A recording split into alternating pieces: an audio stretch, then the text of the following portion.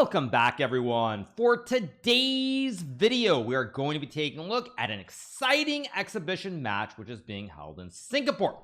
Now, in a couple of days, we have the Classical Chess World Championship, which starts between Ding Liren from China and D Gukesh from India. But in advance of that, we have a match that's being played between Magnus Carlsen, the 5-time world champion, and Fabiano Caruana, the 4-time United States chess champion. Now, the twist on this match is that the players are playing Fischer random chess, meaning that the pieces on the back rank are rearranged. So they're playing a 2-game match. They're playing game in 60 minutes, 1 hour. I believe there is no increment from the get-go, but the pieces are all misplaced. Now, in a way, this is a little bit disrespectful to the great devs of the game of chess who more than 1500 years ago figured out what the optimal placement was. I can imagine people playing around with little wooden pieces, carved ivory, all this other stuff, and figuring out the optimal placement. And now we get to see in the 21st century, people have decided to basically try and reinvent the wheel. Now, of course, we're not as smart as we were all those many centuries ago, but it is a thing.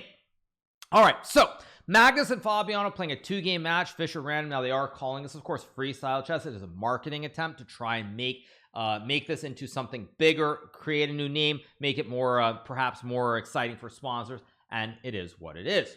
All right, so they're playing this 2-game exhibition match. Magnus with white in game 1, he'll have black in game 2. Now, note that in both games, they will do a random drawing for the position. There are 960 original setups. Now, one of them, of course, is the regular setup of chess, so I believe effectively they're playing chess 959.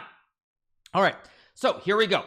First game of the match, pieces are set up, and we get this move f4 from Magnus. Now, already in the get-go, because the pieces are on different squares, you have to be very careful. So, for example, you'll notice that white is immediately opening up the diagonal for the queen to attack the pawn on a7. If black pushes the pawn, trying to guard the pawn, after queen to a7, all of a sudden, out of nowhere, you have to resign after 1 move. Keep in mind, in regular chess, the fastest checkmate is in 2 moves, or there is, of course, the 4-move checkmate, also known as the scholar's mate. But here in Fischer random, suddenly you can lose the game after a mere 1 move because both of your knights are under attack. You move this knight, you lose this one.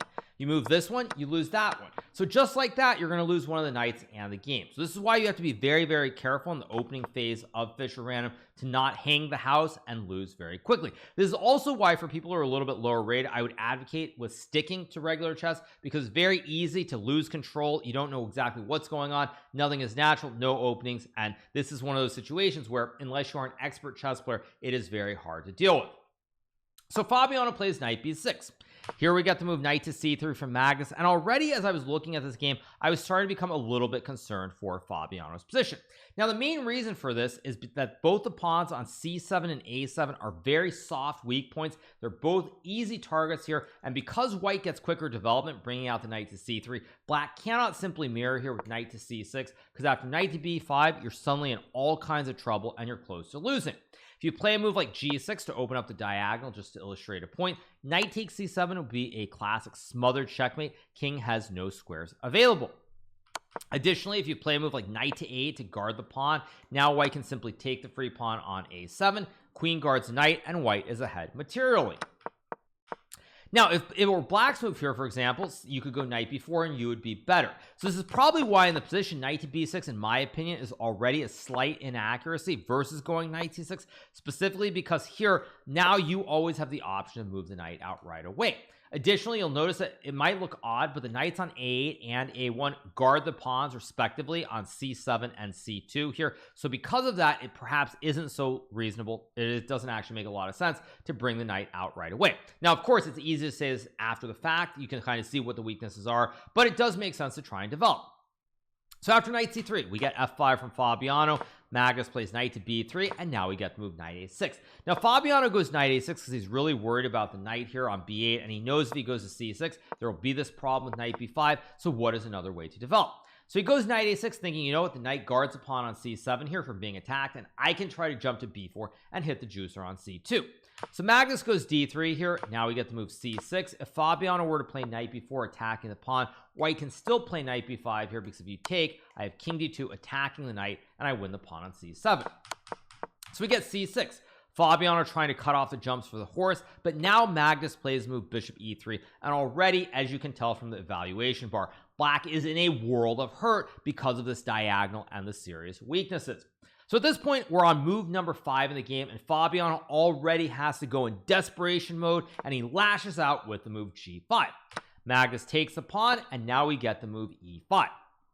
Now, what Fabiano is trying to do here is he's trying to build the classic big black center with all these pawns on F5, E5, D5, pawns on B7, C6, and D5. If white takes on B6 here, for example, white is currently up 2 pawns in this position, but when you with the bishop combo, this big black center, black actually has significant compensation and counterplay for the sacrificed pawns. So after E5, Magnus plays move G4 here, trying to open up the diagonal, put pressure on the F file and this F5 pawn as well. Fabiano goes to F4, we get takes, and now we have the move queen takes B6. Now, one thing that's very important to note here is that in Fischer Random, the one piece that I've always struggled with to activate or understand where they belong are the bishops specifically. And what you'll notice here right away for black is that you have this very passive bishop on H8. It's walled in by the pawns, and it is not super active. Now, computer actually wanted H4 from Magnus, and it gives white a big advantage, but queen B6 also makes sense because without knowing exactly what the situation is, you want to try and clarify matters, meaning you want to finish your development, maybe get the king out of the center of the board. And frankly, after H4 D5, there's no obvious plan for white. The central squares are covered by D's pawns here, so the knights can't really jump. Pawns on G5, G4, H4, this clump a little bit weak, and you could get into trouble. So Magnus takes. We have queen takes pawn, and here Magnus plays this great move knight to A5, trying to attack the black queen side immediately. Now, the reason that I find this move to be so strong or so amazing is that here it's very easy to become a little bit afraid. Black is threatening queen H4, checking the king, the pawn on G4 is weak, and ignoring everything over here and simply trying to go after this pawn and weaken the knight on A6 is just phenomenal, shows phenomenal understanding from Magnus in this situation. So we get knight A5. Fabiano here castles the king. This is one of the more unusual things in Fischer Random, which is that the king, all you have to do is move the pieces before castling. So for example, this position is very unique because the rooks are on the natural squares, but what you need to do is you need to clear the whole row in order to castle. So for example, both sides can castle king side, but white here could also castle queen side because there are no pieces in the way. So Fabiano castles. Magnus plays bishop to E4, and this is a fantastic move for Magnus, understanding that the one really bad piece he has here is this bishop. If black can get this move D5 in, the bishop is staring at a nice pawn chain here, and this bishop is very sag on H1. So Magnus goes bishop to E4. His idea is to create a hook here. He wants to put the bishop on F5 where it's supported by the pawn. And once you get the bishop to F5 here, not only is the bishop a good piece, but now you no longer have any issues with bad pieces. Your knights are very active here. Kings can castle, rooks on great squares, queen is active, and black is still struggling here because you have this knight on the rim, which is very dim. You have a bishop on C8, not in the game, and you have a bad bishop on H8 walled in by the pawns. So if Magnus can liquidate some pieces before Fabiano can create a true big black center, he is going to win the game. So here we get the move queen to H4 check. This is a mistake, by the way. The computer prefers queen to E7 first, and the reason is after bishop to F5, D5, this will be very similar to the game, but after takes, queen takes pawn, you have queen to H4 checking the king. King has to go to D2, and now after knight to C5, black is okay, even though he is down a couple of pawns. Whereas in the game, we get check, king D2, and now queen to E7. But after bishop F5, if you play D5 here, takes, there's no check on H4, king has gone to D2, and now you probably have to trade the queens. Now you're down 2 pawns, but being as it's an endgame here with no heavy queens on the board, it will be GG, why not? So after bishop to F5, Fabiano goes knight C5, and now Magnus plays another tremendous move, knight to E4. Now this move is great for a plethora of reasons. First and foremost, you slam the door shut on the diagonal. If you were to play A3, just to illustrate a point, black can still go E4, opening up the long diagonal for this op on H8, and white has to be very careful. Secondly, so you close off this diagonal for the bishop. Now if black trades knights and you take, you've got this great wooden shield that's protected on F5 here. Bishop perfectly placed, diagonal permanently shut here, and after D5, king C1, white is simply much better. Third reason is that you can try to play G5 and knight F6 and use the temporary bash with the knight on E4 to create a lot of threats. So here Fabiano goes knight e6, Magnus trades for the knight, Fabiano takes with the queen. Of course, if he were to take with a pawn, he saves the pawn on b7 here, but at what cost? Because after knight c4, you've got the great bastion. Now you have no pawn to attack this knight. You'd love to put the pawn here or the pawn here, but you can't do it. Instead, you have these ugly pawns on top of each other. Bishop is blocked on the diagonal. The D's knights are really good, and white is just on complete cruise control. So we get queen takes e6 being played, and now we have this move knight takes pawn, takes, and Fabiano goes rook b8. Now interestingly enough, the computer thinks that after bishop g7, even though black is still down 2 pawns, because you can play d5 and e4, opening up the scope for the bishop in combination with the big black center, black is only a little bit worse. One other line that I want to show is that if black were to play d5, trying to build the big black center right away, this would be a serious blunder, because white can do a good Botez gambit. You can sack the queen with queen takes pawn, takes, and then you have knight g5, forking the king and the queen, and after the king moves, you take the queen, and now you fork the rooks, and you're going to win heavy material here, and you're simply up a rook for a bishop on top of having extra pawns, and this will be an easy win. So Fabiano goes rook b8 here, a little bit of desperation. I think he probably thought, I'm down 2 pawns, I have to play actively, but this is pretty much a big blunder. We get queen c7, takes, and now Magnus plays rook to b1. Now this just shows great understanding, whether it's conscious or subconscious, from Magnus, understanding here that what we're trending towards in this position is a situation where you have the passive bishop walled in by the pawns and a good knight. So if white can keep trading down, because you're playing without a bishop, effectively you're down a piece already at this point in the game. So we get queen takes a2, takes, Magnus takes the pawn on d7. Now you have a permanent bastion on e4. The pawn guards the knight, no pawns to kick the knight away. You can't put the pawn on f5 or d5. So the bastion, this very passive bishop that is simply not in the game whatsoever here, Magnus is on his way to a win. We get check, c3, check, king c1. We got bishop g7 here from Fabiano. Probably initially he thought he could go check, king here, check, and take. But after rook to f2, let's just say black goes queen to e3. Now white can go check. If you block, there's knight g5 here, winning the game.